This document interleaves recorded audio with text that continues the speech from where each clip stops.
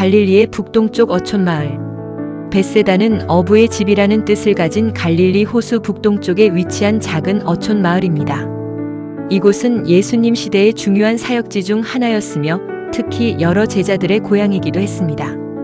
벳세다는 갈릴리 호수와 요단강이 만나는 지점 근처에 자리하고 있어 어업이 발달했고 주민들은 대부분 어업에 종사했습니다. 이 마을은 원래 작은 어촌이었으나 헤롯 빌립이 도시로 재건하여 율리아스라는 이름을 더해 벳세다 율리아스라고도 불렸습니다. 요한복음 1장 44절 말씀에 빌립은 안드레와 베드로의 고향 벳세다 사람이라 라고 전합니다. 제자들의 고향. 벳세다는 예수님의 초기 제자들 중 베드로, 안드레, 빌립의 고향으로 알려져 있습니다. 이들은 모두 어부 출신으로 예수님께서 이들을 부르시고 사람을 낚는 어부가 되게 하셨습니다. 이처럼 벳세다는 복음서에서 중요한 인물들의 출신지로서 의미가 큽니다. 갈릴리 지역 출신 제자들은 당시 종교 지도자들과 달리 단순하고 소박한 믿음을 가진 평범한 사람들이었습니다. 예수님께서는 이러한 평범한 사람들을 통해 하나님의 나라를 전파하는 일꾼으로 세우셨습니다. 마가복음 1장 16절에서 18절 말씀에 갈릴리 해변을 지나가시다가 시몬과 그 형제 안드레가 바다에 금을 던지는 것을 보시니 그들은 어부라 예수께서 이르시되 나를 따라오라 내가 너희로 사람을 낚는 어부가 되게 하리라 하시니 곧 그물을 버려두고 따르니라 라고 기록되어 있습니다. 5,000명을 먹이신 기적의 현장. 벳세다는 예수님의 가장 유명한 기적 중 하나인 5,000명을 먹이신 기적이 일어난 장소로 추정됩니다. 예수님께서는 이곳 벳세다 근처 한적한 곳에서 5개의 떡과 2마리의 물고기로 5,000명이 넘는 사람들을 배불리 먹이셨습니다. 이 사건은 모든 복음서에 기록될 만큼 중요한 기적이었으며 예수님의 능력과 사랑을 보여주는 대표적인 사례입니다. 당시 사람들은 빵 5개와 물고기 2마리로는 도저히 그 많은 사람들을 먹일 수 없다고 생각했지만 예수님께서는 불가능을 가능하게 하셨습니다. 누가복음 9장 10절에서 13절 말씀에 사도들이 돌아와 자기들이 행한 모든 것을 예수께 여쭈니 데리시고 따로 벳세다라는 고을로 떠나가셨으나 무리가 알고 따라왔거늘 예수께서 그들을 영접하사 하나님 나라의 일을 이야기하시며 병 고칠 자들은 고치시더라. 날이 저물어 가매 12사도가 나와 여짜오되 무리를 보내어 두루 마을과 촌으로 가서 유하며 먹을 것을 얻게 하소서. 우리가 있는 여기는 빈들이니이다. 예수께서 이르시되 너희가 먹을 것을 주라 하시니 여짜오되 우리에게 떡 5개와 물고기 2마리밖에 없으니 이 모든 사람을 위하여 먹을 것을 사지 아니하고서는 할 수 없사옵나이다 하니라고 전합니다. 눈먼 사람을 고치신 기적. 벳세다에서는 예수님께서 눈먼 사람을 고치신 놀라운 기적도 일어났습니다. 마가복음에 따르면 예수님께서는 벳세다에서 눈먼 사람의 손을 잡고 마을 밖으로 데리고 나가셔서 그의 눈에 침을 뱉고 안수하심으로써 시력을 회복시켜 주셨습니다. 이 치유는 2단계로 이루어졌는데 처음에는 사람들이 나무같이 보이다가 2번째 안수 후에 완전히 보게 되었습니다. 이 사건은 신체적 치유뿐만 아니라 영적인 시력 회복의 중요성을 가르치는 상징적인 의미도 담고 있습니다. 마가복음 8장 22절에서 25절 말씀에 벳세다의 이름에 사람들이 맹인 한 사람을 데리고 예수께 나아와 손 대시기를 구하거늘 예수께서 맹인의 손을 붙잡으시고 마을 밖으로 데리고 나가사 눈에 침을 뱉으시며 그에게 안수하시고 무엇이 보이느냐 물으시니 쳐다보며 이르되 사람들이 보이나이다.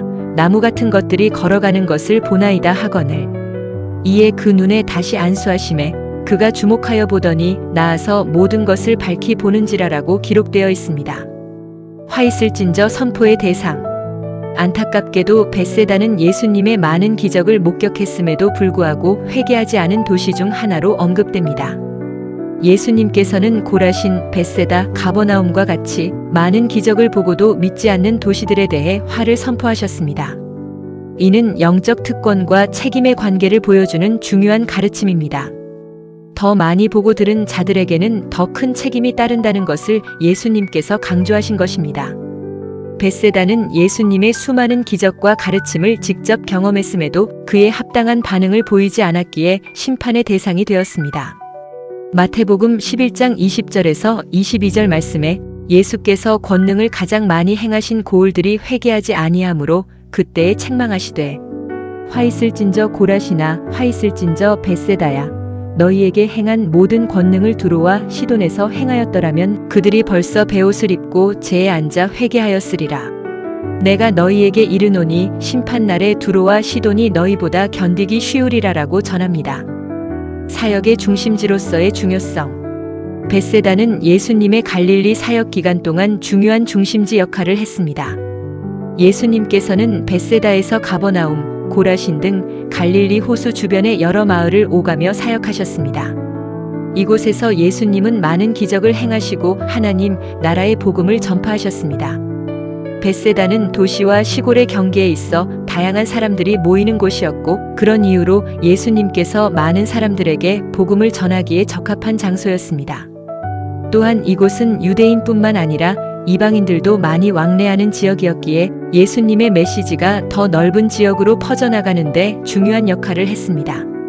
마태복음 4장 23절에서 25절 말씀에 예수께서 온 갈릴리에 두루 다니사 그들의 회당에서 가르치시며 천국 복음을 전파하시며 백성 중에 모든 병과 모든 약한 것을 고치시니 그의 소문이 온 수리아에 퍼진지라 사람들이 모든 앓는 자 곧 각종 병에 걸려서 고통당하는 자 귀신 들린 자 간질하는 자 중풍병자들을 데려오니 그들을 고치시더라. 갈릴리와 데가볼리와 예루살렘과 유대와 요단강 건너편에서 허다한 무리가 따르니라라고 전합니다. 문화적 배경과 생활 환경. 벳세다는 1세기 팔레스타인 지역의 전형적인 어촌 마을이었습니다. 주민들은 주로 어업에 종사했으며 근처의 비옥한 평야에서는 농업도 이루어졌습니다.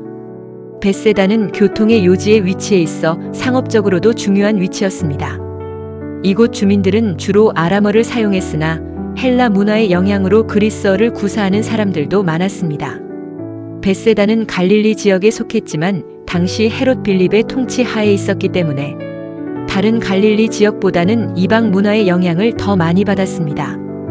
이러한 다문화적 환경은 예수님의 제자들이 나중에 다양한 문화권에서 복음을 전파하는 데 도움이 되었을 것입니다. 마가복음 6장 45절에서 46절 말씀에 예수께서 즉시 제자들을 재촉하사 자기가 무리를 보내는 동안에 배 타고 앞서 건너편 벳세다로 가게 하시고 무리를 작별하신 후에 기도하러 산으로 가시니라라고 기록되어 있습니다. 신학적 의미와 상징성. 벳세다는 성경에서 단순한 지리적 위치 이상의 의미를 가집니다. 어부의 집이라는 뜻의 이름처럼 이곳은 예수님께서 어부들을 제자로 부르시고 사람을 낚는 어부로 변화시키신 상징적인 장소입니다. 또한 벳세다는 예수님의 기적과 가르침 그리고 도시에 대한 심판 선언을 통해 하나님의 은혜와 심판이 공존하는 곳으로 묘사됩니다. 영적인 관점에서 벳세다는 하나님의 놀라운 역사를 직접 목격했음에도 그에 합당한 반응을 보이지 못한 인간의 영적 무감각함을 보여주는 예시이기도 합니다. 이를 통해 우리는 단순히 기적을 보거나 지식을 쌓는 것이 아니라 진정한 회개와 믿음의 반응이 중요함을 배울 수 있습니다. 누가복음 10장 12절에서 13절 말씀에 내가 너희에게 말하노니 그날에 소돔이 그 동네보다 견디기 쉬우리라. 화 있을진저 고라시나 화 있을진저 벳세다야 너희에게 행한 모든 권능을 두로와 시돈에서 행하였더라면 그들이 벌써 베옷을 입고 재에 앉아 회개하였으리라라고 전합니다. 오늘날 우리에게 주는 교훈. 벳세다의 이야기는 오늘날 우리 신앙생활에도 중요한 교훈을 줍니다. 첫째, 예수님께서는 베드로, 안드레, 빌립과 같은 평범한 어부들을 부르시어 위대한 사도로 변화시키셨습니다. 이는 하나님께서 우리의 배경이나 능력이 아닌 순종하는 마음을 보신다는 사실을 알려줍니다. 둘째, 벳세다에서 일어난 기적들은 예수님의 능력과 자비를 보여주며 오늘날도 동일하게 역사하시는 하나님의 능력을 믿도록 격려합니다. 마지막으로 벳세다가 받은 경고는 영적 특권에는 책임이 따른다는 것을 상기시켜줍니다. 우리는 받은 영적 축복과 깨달음에 합당한 반응으로 살아가야 함을 기억해야 합니다. 벳세다의 이야기를 통해 우리는 하나님의 말씀을 듣고 보는 것에서 그치는 것이 아니라 그것을 믿고 실천하는 삶으로 나아가야 함을 배울 수 있습니다. 야고보서 1장 22절에서 25절 말씀에 너희는 말씀을 행하는 자가 되고 듣기만 하여 자신을 속이는 자가 되지 말라. 누구든지 말씀을 듣고 행하지 아니하면 거울로 자기의 생긴 얼굴을 보는 사람과 같으니 제 자신을 보고 가서 곧 자기가 어떠한 사람인지를 잊어버리거니와 자유롭게 하는 온전한 율법을 들여다보고 있는 자는 듣고 잊어버리는 자가 아니요 실천하는 자니 이 사람은 그 행하는 일에 복을 받으리라라고 전합니다.